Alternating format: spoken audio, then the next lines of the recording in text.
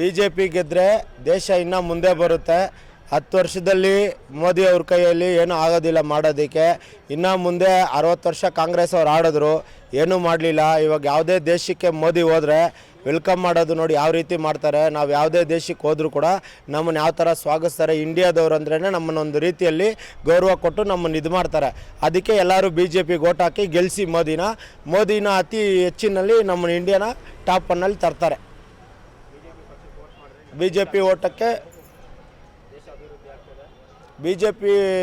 Vote ಹಾಕಿ ನಮ್ಮ ದೇಶ ಅಭಿವೃದ್ಧಿ ಆಗುತ್ತೆ, ನಮಗಿನ್ನ ಸುರಕ್ಷೆ ಚೆನ್ನಾಗಿರುತ್ತೆ.